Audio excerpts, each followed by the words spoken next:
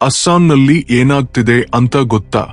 ಒಂದೇ ನೋಟಿಸಿನಿಂದ ಅಕ್ರಮ ವಲಸಿಗರ ಎದೆಯಲ್ಲಿ ರೈಲುಗಳೇ ಓಡಾಡ್ತಾ ಇವೆ. ಇತ್ತೀಚೆಗೆವರೆಗೂ ಅಸ್ಸಾಂ ಅಂದ್ರೆ ಗಲಭೆ, ಬಾರ್ಡರ್ ಸಮಸ್ಯೆಗಳು ಅಂತಾನೆ ಕೇಳ್ತಾ ಇದ್ವಿ.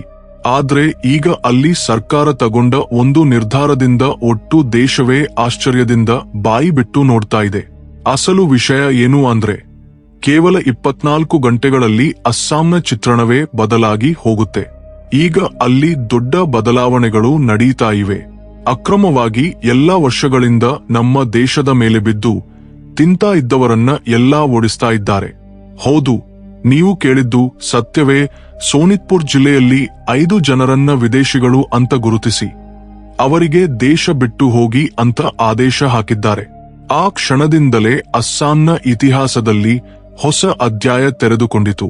ಹುಲಿ ಬೀಸಿದರೆ ಏನಾಗುತ್ತೋ ಅದೇ ಈಗ ಅಕ್ರಮವಾಗಿ ಬಂದವರಿಗೆ ಪ್ರಾಯೋಗಿಕವಾಗಿ ಅನುಭವಕ್ಕೆ ಬರ್ತಾ ಇದೆ.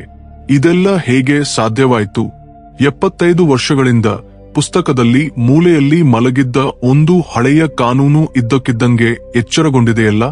ಇದರ ಹಿಂದಿನ ನಿಜವಾದ ಕತೆ ಗೊತ್ತಾದ್ರೆ ನಿಮ್ಮ ಮೈಂಡ್ ಬ್ಲಾಕ್ ಆಗುವುದು ಪಕ್ಕಾ. ಈ ವಿಡಿಯೋದಲ್ಲಿ ನಾವು ಇದನ್ನ ಪಿನ್ ಟು ಪಿನ್ ಡೀಟೇಲ್ನಲ್ಲಿ ಚರ್ಚೆ ಮಾಡೋಣ. ಅದಕ್ಕಿಂತ ಮೊದಲು ನೀವು ಇನ್ನೂ ನಮ್ಮ ಚಾನೆಲ್ ಸಬ್ಸ್ಕ್ರೈಬ್ ಮಾಡಿಲ್ವಾದ್ರೆ ಈಗಲೇ ಮಾಡಿ. ಕಾಮೆಂಟ್ನಲ್ಲಿ ಜೈ ಹಿಂದ್ ಅಂತ ಬರೆಯೋದು ಮರಿಬೇಡಿ.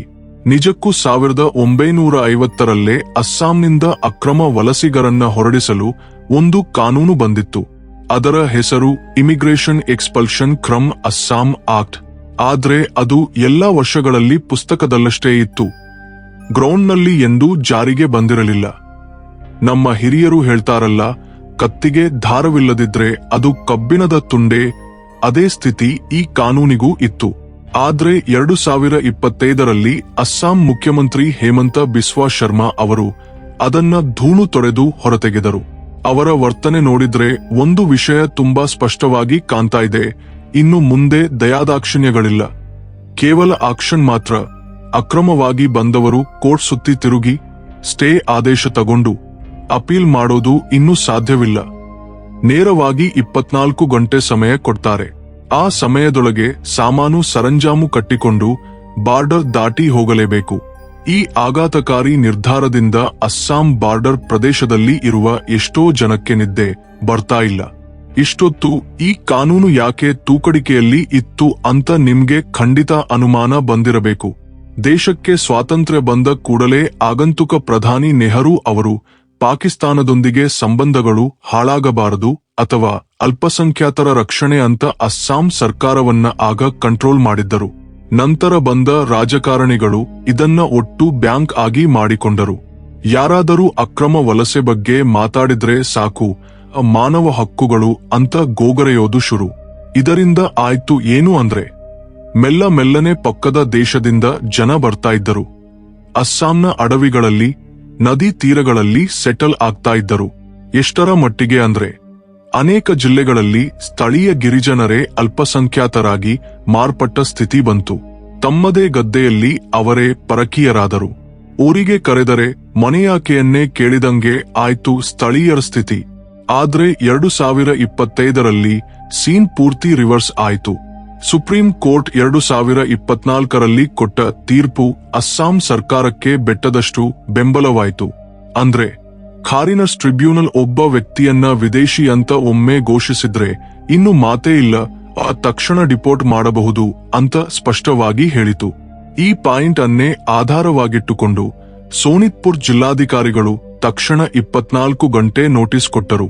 ನಿಜ ಹೇಳಬೇಕು ಅಂದ್ರೆ ಅಸ್ಸಾಂನಲ್ಲಿ ಲಕ್ಷಾಂತರ ಕೇಸುಗಳು ಪೆಂಡಿಂಗ್ನಲ್ಲಿ ಇದ್ದಾವು.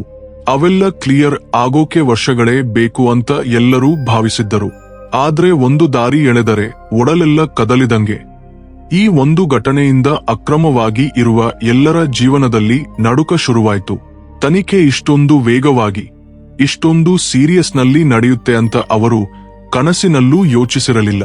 ಅಸ್ಸಾಂ ಇಟ್ಟ ಈ ಒಂದು ಹೆಜ್ಜೆಯ ಪ್ರಭಾವ ಕೇವಲ ಆ ರಾಜ್ಯಕ್ಕೆ ಮಾತ್ರ ಸೀಮಿತವಾಗಲಿಲ್ಲ, ಪಕ್ಕದ ಪಶ್ಚಿಮ ಬಂಗಾಳದ ಮೇಲೂ ಬಿದ್ದಿತು.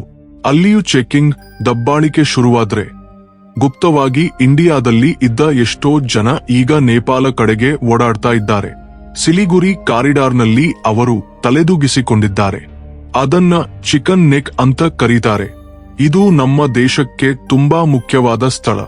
ಈ ಒಂದು ಸಣ್ಣ ದಾರಿಯ ಮೂಲಕವೇ ನಾವು ಈಶಾನ್ಯ ರಾಜ್ಯಗಳಿಗೆ ಹೋಗಬಲ್ಲೆವು. ಈಗ ಅಕ್ರಮ ವಲಸಿಗರು ಅಲ್ಲಿಯೂ ಗುಂಪು ಸೇರ್ತಾ ಇದ್ದಾರೆ ಅಂದ್ರೆ ಅದು ನಮ್ಮ ಸೆಕ್ಯುರಿಟಿಗೆ ದೊಡ್ಡ ರೀತಿಯ ಅಪಾಯ. ಆದ್ರೆ ಅಸ್ಸಾಂ ತೆಗೆದುಕೊಂಡ ಆಕ್ಷನ್ನಿಂದ ಅವರಿಗೆ ಅಲ್ಲಿಂದಲೂ ಮೊಡಾಡಬೇಕಾದ ಪರಿಸ್ಥಿತಿ ಬಂದಿದೆ. ಇದನ್ನೇ ನೋಡಿದ್ರೆ ಗೊತ್ತಾಗುತ್ತೆ ಈ 24 ಗಂಟೆ ರೂಲ್ ಎಷ್ಟು ಪವರ್ಫುಲ್ ಆಗಿ ಕೆಲಸ ಮಾಡ್ತಿದೆ ಅಂತ. ಹಾವು ಸಾಯಲಿ, ಕೋಲು ಮುರಿಯಬಾರದು ಅಂತ ಎಲ್ಲಾ ವರ್ಷ ಆಡಿದ ರಾಜಕೀಯ ಈಗ ಕೆಲಸ ಮಾಡ್ತಾ ಇಲ್ಲ. ನೇರವಾಗಿ ಹಾವನ್ನೇ ಕೊಂದುಬಿಡ್ತಾ ಇದ್ದಾರೆ. ಕೇವಲ ರೊಡಿಸೋದು ಮಾತ್ರವಲ್ಲ, ಅಸ್ಸಾಂ ಸರ್ಕಾರ ಮತ್ತೊಂದು ಹೆಜ್ಜೆ ಮುಂದೆ ಇಟ್ಟಿದೆ. ಬಾರ್ಡರ್ ಸೆಕ್ಯುರಿಟಿಯನ್ನ ಬಿಗಿಗೊಳಿಸ್ತಾ ಇದೆ.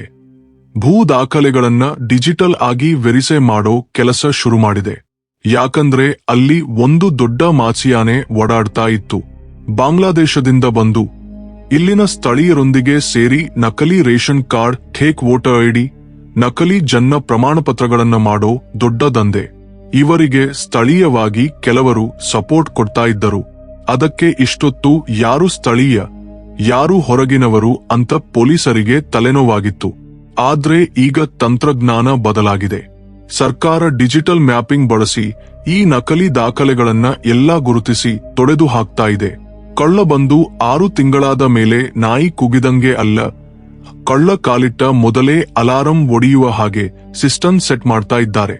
ರಾಜಕೀಯವಾಗಿ ನೋಡಿದ್ರೆ ಇದು ತುಂಬಾ ದೊಡ್ಡ ಗೇಮ್ ಚೇಂಜರ್. ಇಷ್ಟೊತ್ತು ಈ ಅಕ್ರಮ ವಲಸಿಗರನ್ನ ಒಟ್ಟು ಬ್ಯಾಂಕ್ ಆಗಿ ಬಳಸಿಕೊಂಡ ಪಕ್ಷಗಳಿಗೆ ಈಗ ತಲೆ ತಿರುಗಿಸ್ತಾ ಇದೆ. ಅವರ ಎಲ್ಲ ತಂತ್ರಗಳು ಫೇಲ್ ಆಗ್ತಾ ಇವೆ. ಯಾಕಂದ್ರೆ ಸಾಮಾನ್ಯ ಜನ ಈಗ ಅರಿವು ಮೂಡಿಸಿಕೊಂಡಿದ್ದಾರೆ. ಭಾರತ ನಮ್ಮ ಸಂಸ್ಕೃತಿ, ನಮ್ಮ ಜನಸಂಖ್ಯೆ ಚುನಾವಣಾ ಸ್ಲೋಗನ್ಗಳಲ್ಲ, ನಮ್ಮ ಮಕ್ಕಳ ಭವಿಷ್ಯ ಅಂತ. ಹ್ಯೂಮನ್ ರೈಟ್ಸ್ ಸಂಸ್ಥೆಗಳು ಅಯ್ಯೋ ಪಾಪ ಅಂತ ಕೂಗಾಡ್ತಾ ಇದ್ದಾರೆ. ಆದ್ರೆ ಸುಪ್ರೀಂ ಕೋರ್ಟ್ ಆದೇಶ ಕೈಯಲ್ಲಿರೋದ್ರಿಂದ ಸರ್ಕಾರ ಎಲ್ಲಿ ತಗ್ಗೋದು ಅಂತ ಇಲ್ಲ. ಒಂದು ಕಾಲದಲ್ಲಿ ಅಸ್ಸಾಂ ಅಂದ್ರೆ ಪ್ರೊಟೆಸ್ಟ್, ಬಂದ್ಗಳೇ ಗುರುತು. ಆದ್ರೆ ಈಗ ಒಂದು ಬಲಿಷ್ಠ ಆಡಳಿತ ಕಾಣ್ತಾ ಇದೆ. ಇನ್ನೊಂದು ಆಸಕ್ತಿಕರ ವಿಷಯ ಏನು ಅಂದ್ರೆ ಈ ವಲಸಿಗರು ಕೇವಲ ಇರೋದು ಮಾತ್ರವಲ್ಲ, ಅಸ್ಸಾಂ ಸಂಸ್ಕೃತಿಯನ್ನ ಡಾಮಿನೇಟ್ ಮಾಡೋಕೆ ಪ್ರಯತ್ನ ಪಡ್ತಾ ಇದ್ದಾರೆ ಅಂತ ಸ್ಥಳೀಯರು ಮುಖ್ಯ ಆರೋಪ. ಗಿರಿಜನರ ಜಮೀನು, ದೇವಾಲಯದ ಆಸ್ತಿಗಳನ್ನ ಕಬಳಿಸಿದ್ದಕ್ಕೆ ಎಷ್ಟೋ ಗಲಭೆಗಳಾದವು. ಊರಿಗೆ ಕರೆದವರ ಮೇಲೆಯೇ ಅಟ್ಟಹಾಸ ಮಾಡಿದಂಗೆ ಆಯ್ತು. ಅದಕ್ಕೆ ಈಗ ಸ್ಥಳೀಯ ಜನತೆ ಸಂಪೂರ್ಣ ಬೆಂಬಲ ಕೊಡ್ತಾ ಇದ್ದಾರೆ. ನಮ್ಮ ಜಮೀನು ನಮಗೆ ಬೇಕು, ನಮ್ಮ ಗುರುತು ನಮಗೆ ಬೇಕು ಅಂತ ಗಟ್ಟಿಯಾಗಿ ಕೂಗ್ತಾ ಇದ್ದಾರೆ. ಅಸ್ಸಾಂ ತೆಗೆದುಕೊಂಡ ಈ ನಿರ್ಧಾರವೊಂದೇ ಸಾಕು. ಒಂದು ಸಮಸ್ಯೆ ಬಗೆಹರಿಸಲು ದಶಕಗಳ ಅಗತ್ಯವಿಲ್ಲ. ಗಟ್ಟಿ ರಾಜಕೀಯ ಇಚ್ಛಾಶಕ್ತಿ ಇದ್ರೆ ಗಂಟೆಗಳಲ್ಲೇ ಮಾಡಬಹುದು ಅಂತ ಸಾಬೀತುಪಡಿಸಿದೆ. ಇದು ಒಟ್ಟು ದೇಶಕ್ಕೆ ಒಂದು ಮಾದರಿಯಾಗಿ ಮಾರ್ಪಟ್ಟಿದೆ. ಒಂದು ಕಣ್ಣು ಮುಚ್ಚಿ ಒಂದು ಕಣ್ಣು ತೆರೆದು ಆಡಳಿತ ನಡೆಸಿದ ದಿನಗಳು ಹೋದವು. ಈಗ ಎರಡೂ ಕಣ್ಣು ತೆರೆದುಕೊಂಡಿವೆ. ಅಕ್ರಮವಾಗಿ ಬಾರ್ಡರ್ ದಾಟಿ ಬಂದ್ರೆ ಹಿಂತಿರುಗಿ ಹೋಗಲೇಬೇಕು ಅಂತ ಸಂದೇಶ ಬಾಂಗ್ಲಾದೇಶ ಬಾರ್ಡರ್ ವರೆಗೂ ಗಟ್ಟಿಯಾಗಿ ಹೋಗಿದೆ. ಈಗ ಒಟ್ಟು ದೇಶ ಅಸ್ಸಾಂ ಕಡೆಗೆ ಕುತೂಹಲದಿಂದ ನೋಡ್ತಾ ಇದೆ. ಯಾಕಂದ್ರೆ ಇದೇ ರೀತಿಯ ಸಮಸ್ಯೆ ಜಾರ್ಖಂಡ್, ಪಶ್ಚಿಮ ಬಂಗಾಳ, ಬಿಹಾರದಲ್ಲೂ ಇದೆ. ಅಲ್ಲಿನ ಸರ್ಕಾರಗಳು ಅಸ್ಸಾಂ ನೋಡಿ ಕಲಿಯುತ್ತವ, ಇನ್ನು ಒಟ್ಟು ಬ್ಯಾಂಕ್ ರಾಜಕಾರಣಕ್ಕೆ ಮುಗು ತೋರಿಸುತ್ತವ ಅಂತ ನೋಡಬೇಕು. ಏನೇ ಆದರೂ ಅಸ್ಸಾಂ ಶುರು ಮಾಡಿದ ಈ ಕ್ಲೀನ್ ಡ್ರೈವ್ ದೇಶದ ಗಡಿ ಭದ್ರತೆಗೆ ಹೊಸ ದಾರಿ ತೋರಿಸ್ತಾ ಇದೆ ಅಂತಲ್ಲಿ ಯಾವ ಸಂದೇಹವೂ ಇಲ್ಲ. ಮುಂದಿನ ದಿನಗಳಲ್ಲಿ ಇದು ಎಷ್ಟು ತಿರುವುಗಳನ್ನ ತಿರುಗುತ್ತೋ ನೋಡಬೇಕು. ಯಾಕಂದ್ರೆ ಶುರು ಮಾಡೋದು ಕಷ್ಟ, ಆದ್ರೆ ಶುರು ಮಾಡಿದ ಮೇಲೆ ನಿಲ್ಲಿಸೋದು ಇನ್ನೂ ಕಷ್ಟ. ಅಸ್ಸಾಂ ಈಗ ಟಾಪ್ ಗೇರ್ನಲ್ಲಿದೆ. ಈ ಒಟ್ಟು ಎಪಿಸೋಡ್ನಿಂದ ನಮಗೆ ಅರ್ಥವಾಗೋದು ಒಂದೇ, ಸಮಸ್ಯೆ ಚಿಕ್ಕದಿರುವಾಗಲೇ ಕಿತ್ತು ಹಾಕಬೇಕು. ಇಲ್ಲದಿದ್ರೆ ಅದು ಬೆಳೆದು ನಮ್ಮ ತಲೆ ಮೇಲೆ ಕೂತುಕೊಳ್ಳುತ್ತೆ. ಅಸ್ಸಾಂ ಎಲ್ಲಾ ವರ್ಷ ಸಹಿಸಿಕೊಂಡಿತು, ಈಗ ತಿರುಗಿ ಬಿದ್ದಿದೆ. ನೀವು ಏನಂತೀರಿ? ಅಸ್ಸಾಂ ಸರ್ಕಾರ ಮಾಡಿದ್ದು ಸರಿಯೇ? ನಿಮ್ಮ ಊರಲ್ಲಿ ಅಥವಾ ಸುತ್ತಮುತ್ತ ಇಂತಹ ಸ್ಥಿತಿಗಳನ್ನ ಎಂದಾದರೂ ಗಮನಿಸಿದ್ದೀರಾ? ನಿಮ್ಮ ಅಭಿಪ್ರಾಯವನ್ನ ಕಾಮೆಂಟ್ನಲ್ಲಿ ಖಂಡಿತ ತಿಳಿಸಿ. ಇಂತಹ ಇನ್ನಷ್ಟು ಆಸಕ್ತಿದಾಯಕ ವಿಷಯಗಳಿಗಾಗಿ ನಮ್ಮ ಚಾನೆಲ್ ಸಬ್ಸ್ಕ್ರೈಬ್ ಮಾಡೋದು ಮರಿಬೇಡಿ. ಜೈ ಹಿಂದ್.